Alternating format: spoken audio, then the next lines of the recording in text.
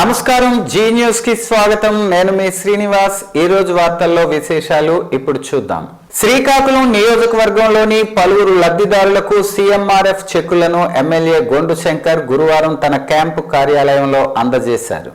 ఈ సందర్భంగా ఆయన మాట్లాడుతూ ఆపదలో ఉన్నవారికి అండగా సీఎం చంద్రబాబు నాయుడు నిలిచారని పేర్కొంటూ కృతజ్ఞతలు తెలిపారు. ప్రజా సంక్షేమమే ధ్యేయంగా కూటమి ప్రభుత్వం పనిచేస్తుందన్నారు. రాష్ట్రం ఆర్థిక ఇబ్బందుల్లో ఉన్న సీఎం చంద్రబాబు చికిత్స కోసం ఆసుపత్రులకు డబ్బులు ఖర్చు చేసిన వారికి సీఎంఆర్ఎఫ్ ద్వారా చేయూతనివ్వటం హర్షించదగ్గ విషయం అన్నారు. అధికారంలోకి వచ్చి కొన్ని నెలల్లోనే అనేక సంక్షేమ పథకాలు తీసుకురావటం చంద్రబాబుకే సాధ్యమైందన్నారు.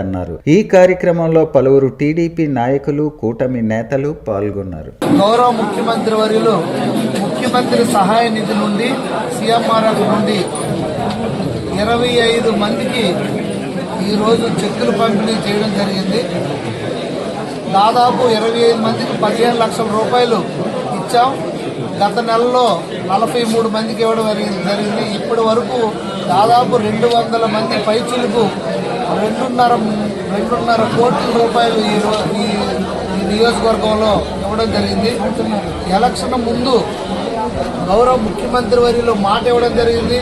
మీకు ఎప్పుడు ఏ కష్టం వచ్చినా, ఏ ఇబ్బంది వచ్చినా నేను మీ ఇంటికి పెద్ద కొడుకులా ఉంటానని మాట ఇవ్వడం జరిగింది.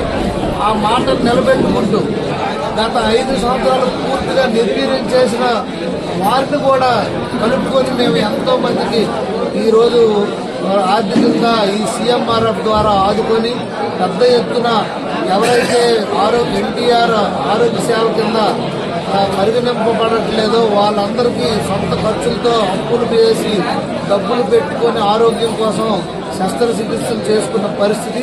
వారందరికి కూడా ఈరోజు ఈ కార్యక్రమం ద్వారా చెక్కులు ఇవ్వడం, ఈ సందర్భంగా గౌరవ ముఖ్యమంత్రి వర్యులకి మా నియోజకవర్గ ప్రజల తరఫున, మా అందరి తరఫున ఆయన హృదయపూర్వక నమస్కారాలు, ధన్యవాదాలు తెలియజేసుకుంటూ భారత సైన్యంలో చేరాలనే సదాశయం నెరవేర్చే పనిలో భాగంగా నేషనల్ క్రెడిట్ క్రాప్స్ ఎన్సీసీలో చేరి యువత ఉజ్వల భవిష్యత్తుకు బాటలు వేసుకుంటూ ముందుకు సాగుతున్నారు.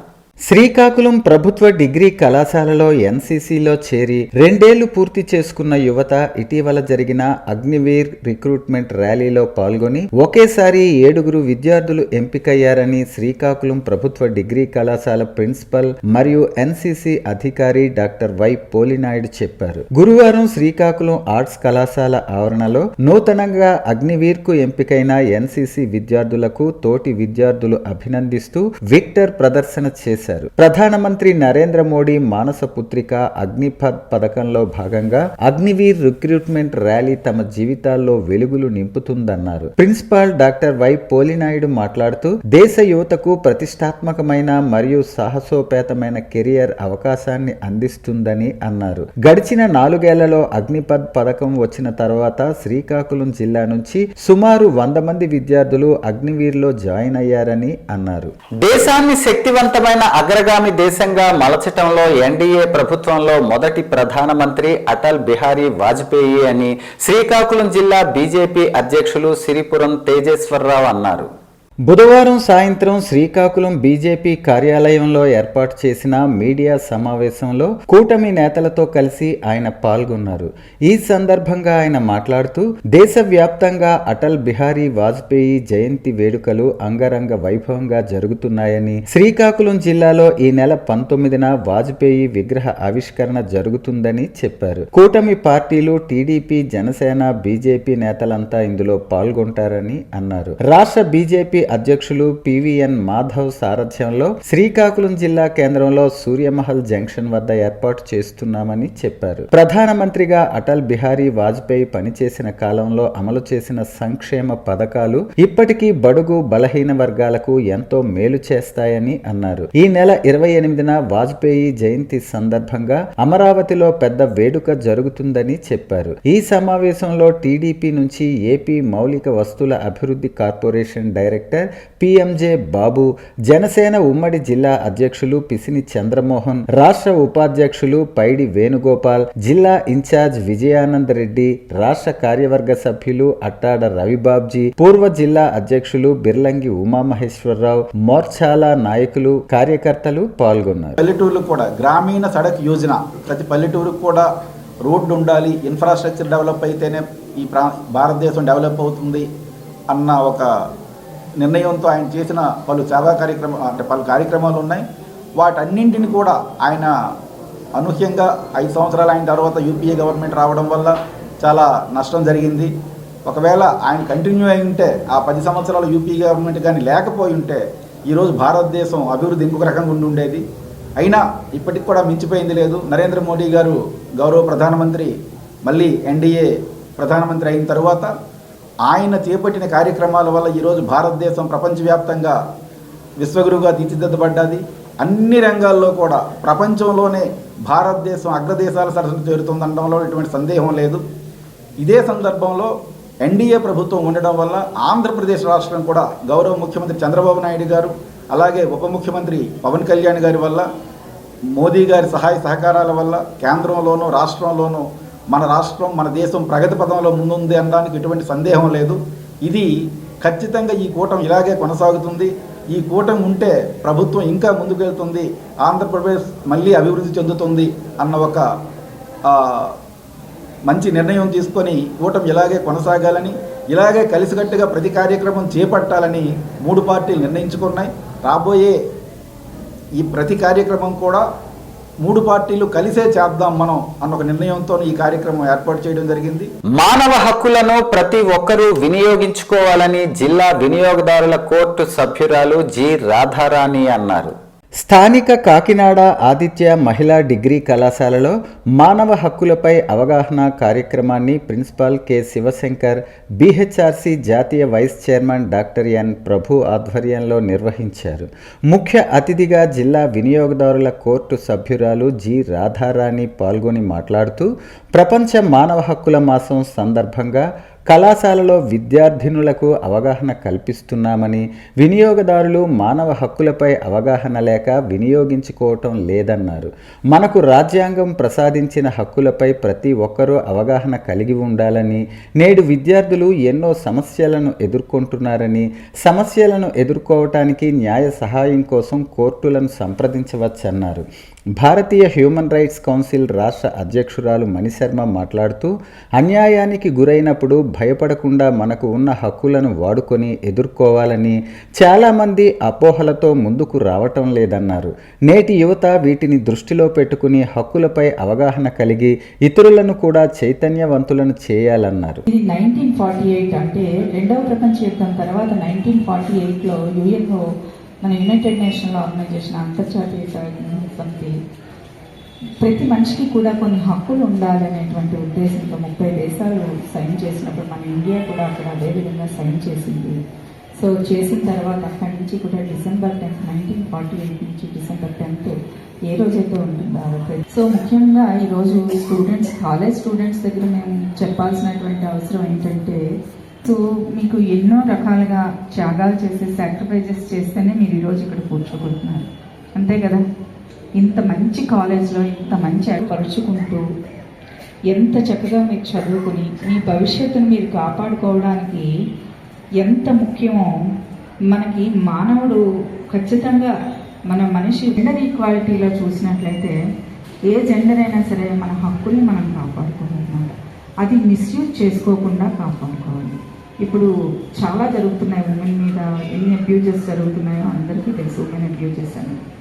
సో అది చిన్నపిల్లల మీద జరిగితే, 12 years బిలో పిల్లల మీద జరిగితే వాళ్ళకి తెలియదు, చిల్డ్రన్ వాళ్ళు ఏం తెలియదు వాళ్ళకి గుడ్ ఏంటి బ్యాడ్ ఏంటని. But we know everything. అవునా?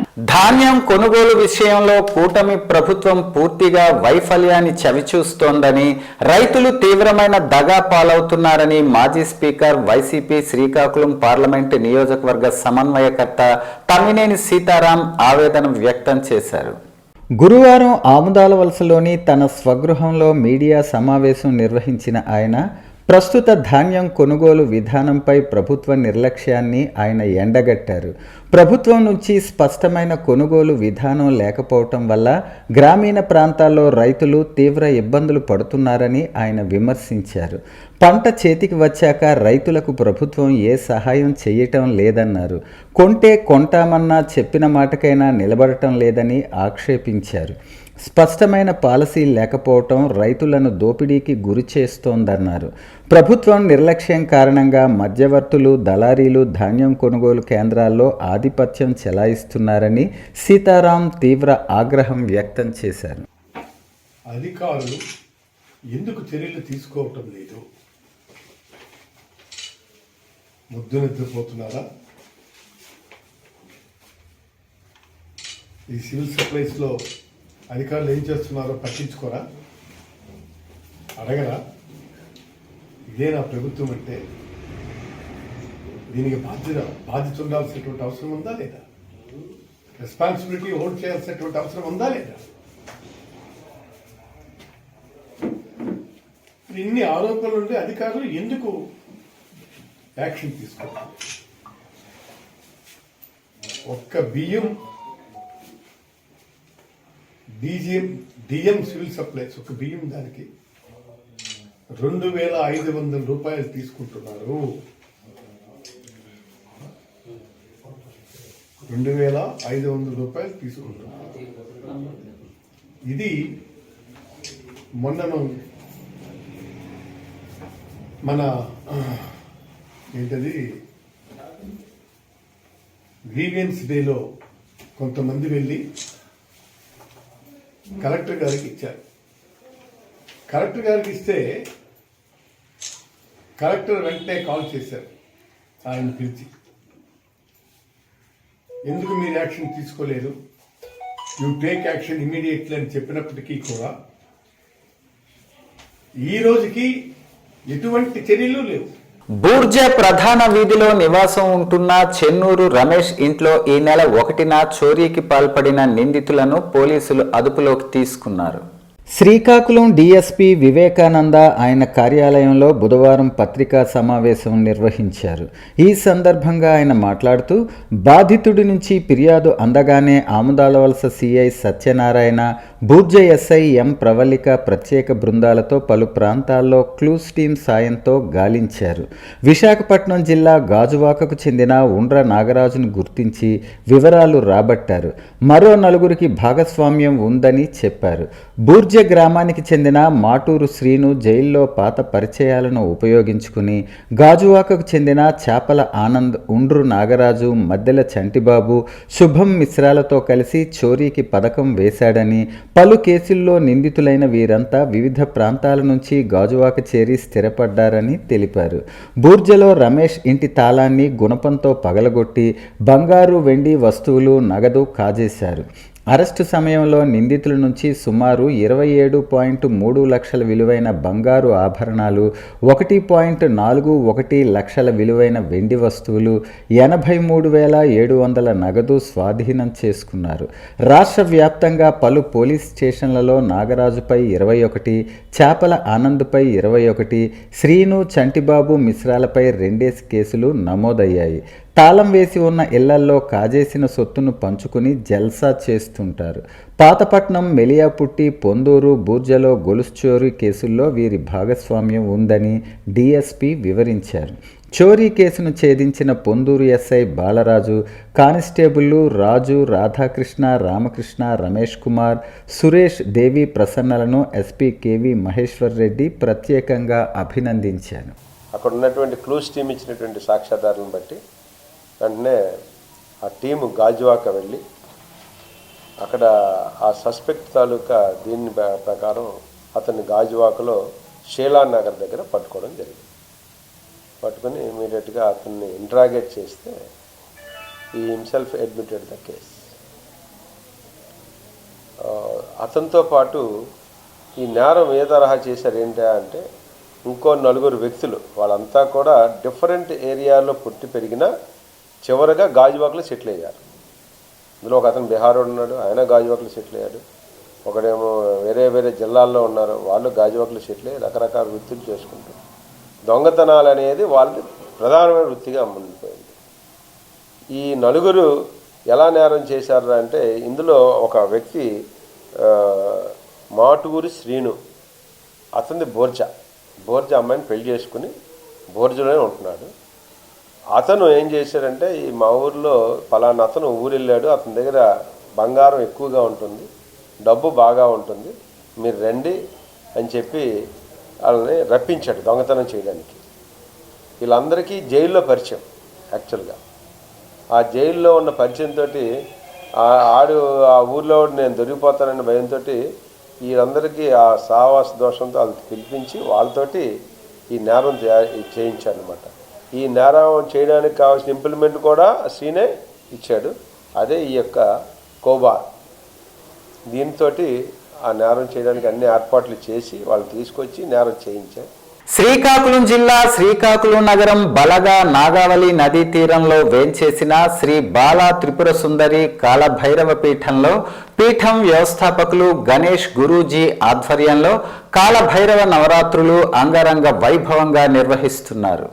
ఈ సందర్భంగా గణేష్ గురూజీ మాట్లాడుతూ 9 రోజుల పాటు నవరాత్రులు నిర్వహించటం జరిగిందని, శుక్రవారం ఉదయం 9 గంటల నుంచి 12 గంటల వరకు 8,000 మంది భక్తులతో కాలభైరవ అష్టకం 1,00,000 పారాయణ కార్యక్రమం నిర్వహిస్తున్నామని తెలిపారు.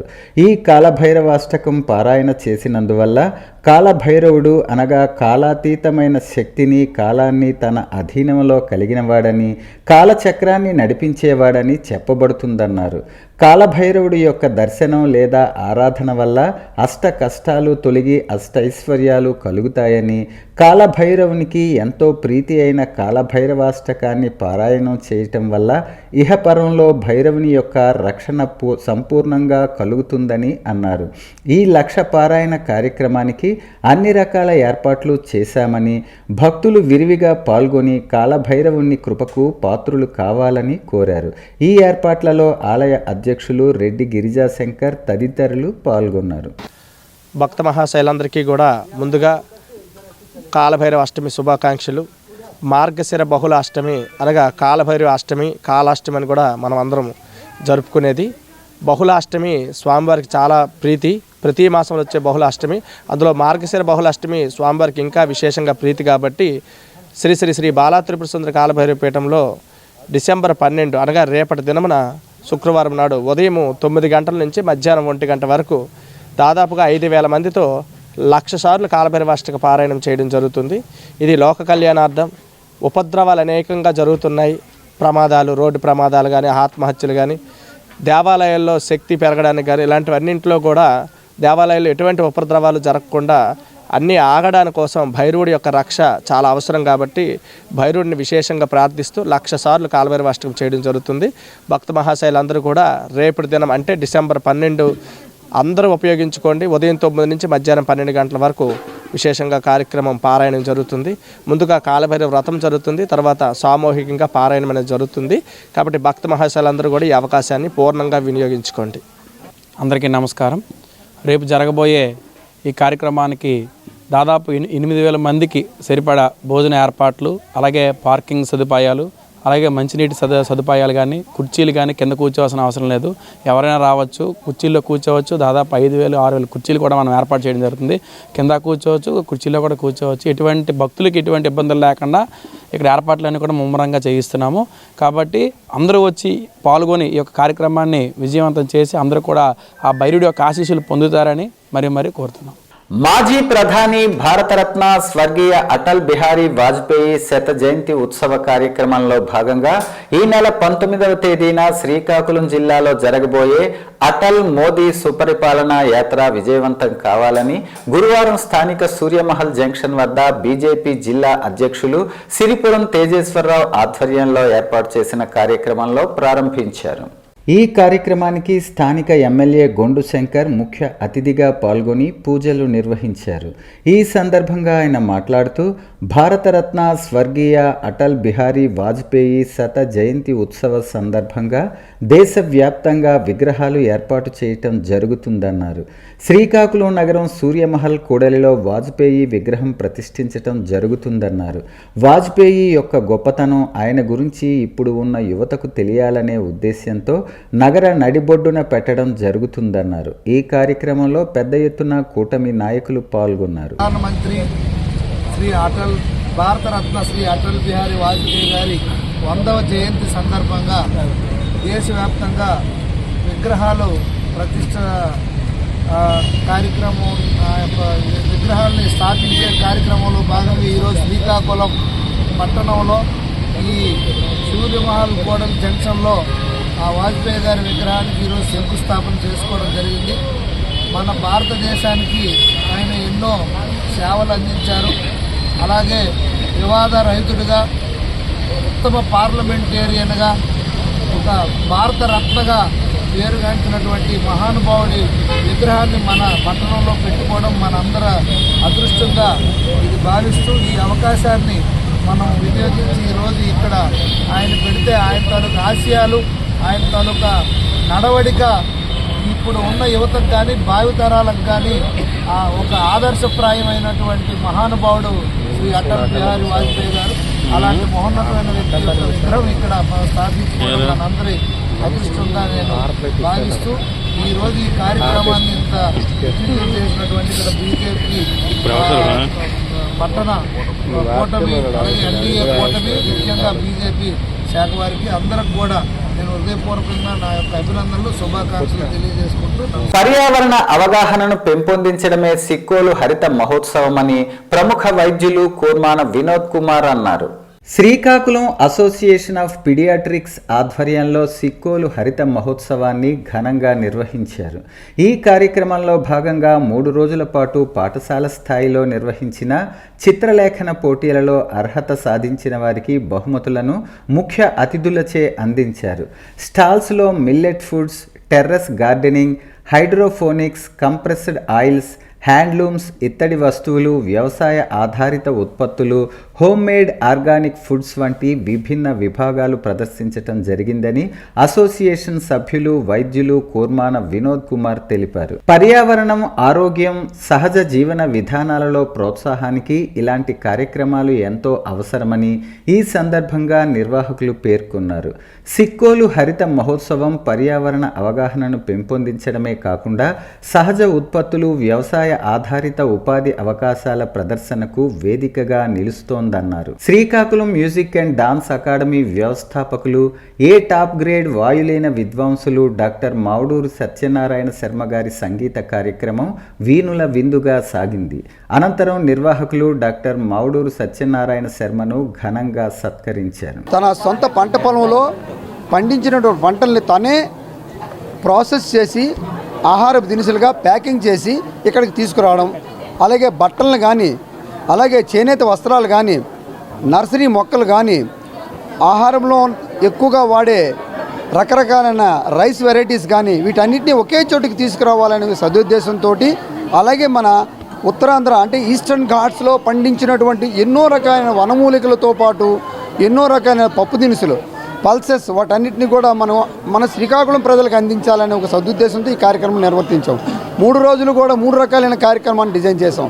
మొదటి రోజు ఏం చేసామంటే మహిళలందరికీ కూడా ఒక చక్కనైనటువంటి ఒక కార్యక్రమాన్ని ఏర్పాటు చేసి అందులో బోన్సాయి మొక్కల కాంపిటీషను, దాంతోపాటుగా చిరుధాన్యాలతో వంటకాల పోటీలు, ఆ చిరుధాన్యాల వంటకాల పోటీల్లో కూడా సుమారు మేము అనుకున్న దానికన్నా 34 మంది 40 మంది వరకు కూడా మహిళలు పార్టిసిపేట్ చేసి మంచి మంచి చిరుధాన్యాలతో వంటకాలు తయారు చేస్తారని చూపించారు. అవి మాకు ఎంతో ఆనందాన్ని ఇచ్చాయి. ఈ కార్యక్రమంలో ప్రతి ఒక్కరూ వాలంటీరింగ్గా, నేను ఒక వాలంటీర్గా వచ్చి చేస్తున్నాను తప్పితే నా గొప్పతనం అని లేదు. భగవంతుడి దయ వలన ఈ ప్రమిసెస్ అనేది నాట్ ఓన్లీ ఫర్ కొన్ని పెళ్లి కార్యక్రమాలు వాటి అన్నింటికే కాకుండా సాంఘిక కార్యక్రమాలకి, దైవిక కార్యక్రమాలకి ఇచ్చే ఉద్దేశం మాకు మొట్టమొదటి ఉంది. హర్షవల్లి యొక్క ముఖ్య ఉద్దేశము, డాక్టర్ హర్షవల్లి నా వైఫ్, తన యొక్క ముఖ్య ఉద్దేశము ఇది మన చేతిలో ఒక ప్లాట్ఫామ్ ఉంటే మనం ఎన్నో కార్యక్రమాలు మనకు తలచినట్టుగా చాలా ఉపయోగపడేటట్టుగా సమాజానికి ఉపయోగపడేట్టుగా చేద్దామని ముఖ్య ఉద్దేశంతో కట్టడం జరిగింది. దానిలో భాగంగానే ఇవన్నీ ఇవ్వడం జరుగుతుంది. దీంట్లో ఎంతో తృప్తి ఉంది మాకు. చాలా తృప్తిగా చేస్తున్న కార్యక్రమం ఇది. దీంట్లో అందరి సహకారం ఉంది. నిష్ఠాతులు వీళ్ళందరూ వ్యవసాయ రంగంలో నిష్ఠాతులు చాలా వాళ్ళ వాళ్ళ వాళ్ళ ఆలోచనల మేరకు వాళ్ళ ప్లాన్స్ ప్రకారం ఇదంతా చేయడం జరుగుతుంది. దీంట్లో వాళ్ళ సహకారం లేకుండా మేము చేసేది తక్కువ. మేము ఒక ప్లాట్ఫామ్ క్రియేట్ చేసాము.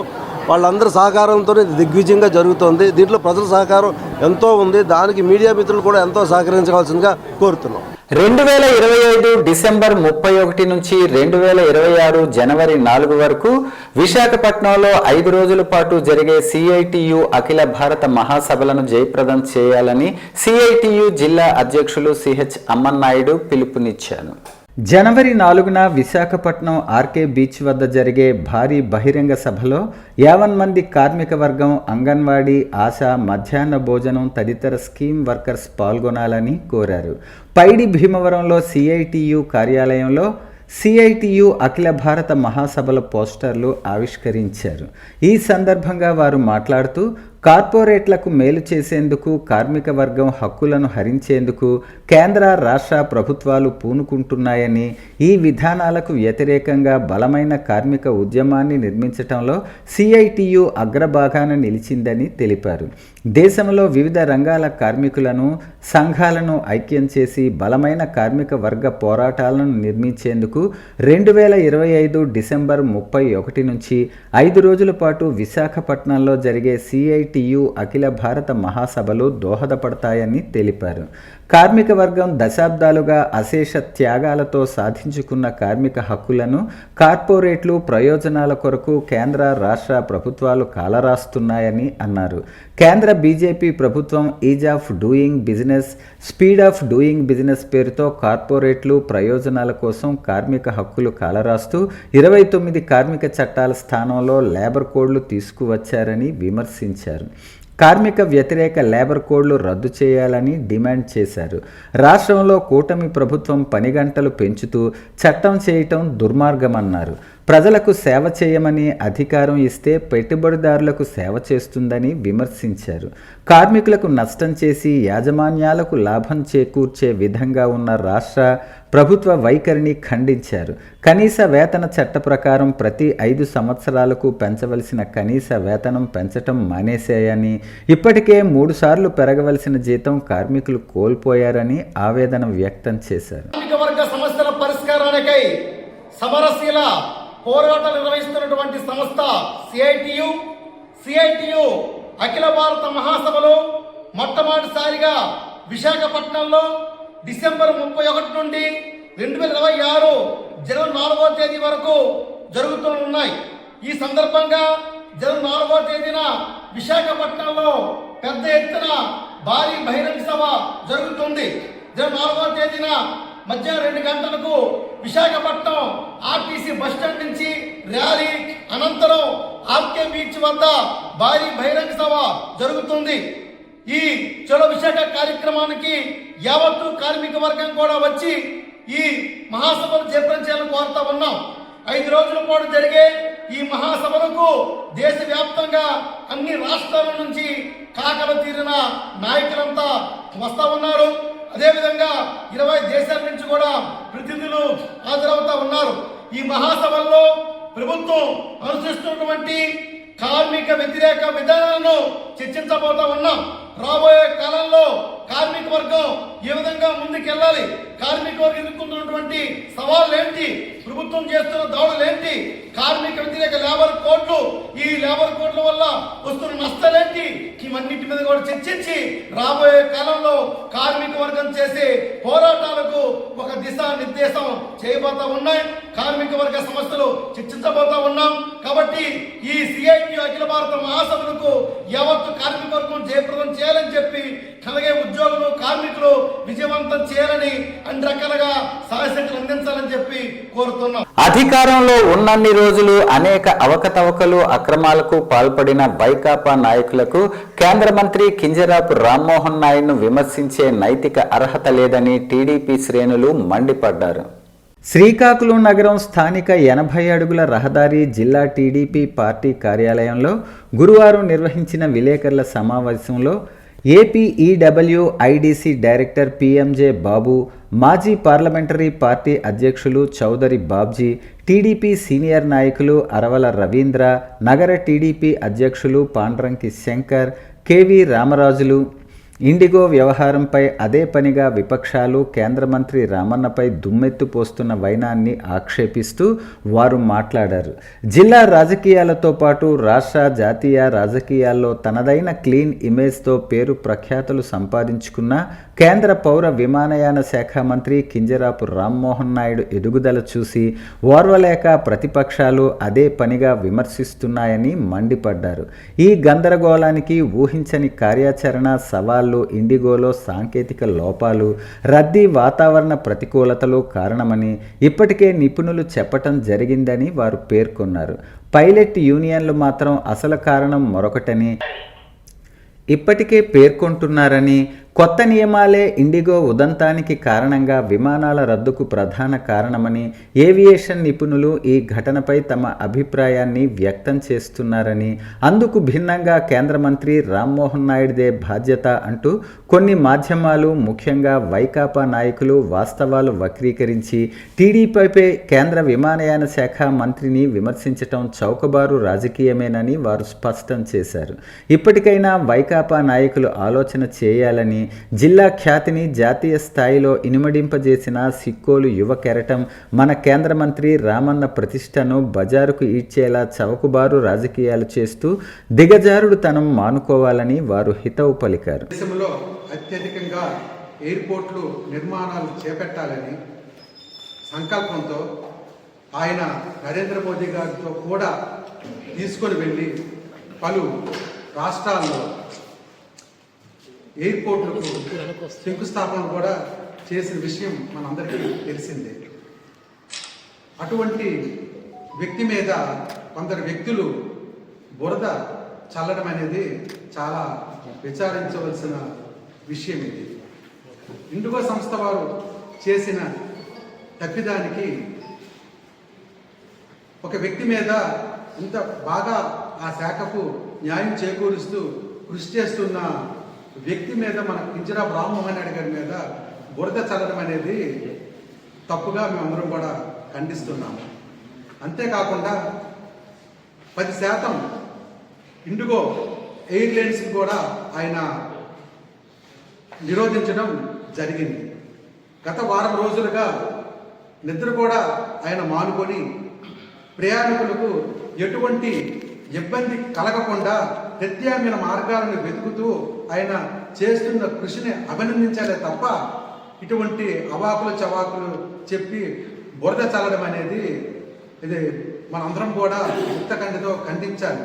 అంతేకాకుండా కనీసం విమాన శాఖ మీద అవగాహన లేని వ్యక్తులు కూడా ఈరోజు మాట్లాడుతున్నారంటే ఎంతటి హాస్యాస్పదమైన విషయమో అది తెలుసుకోవాలని తెలియజేసుకుంటున్నాను.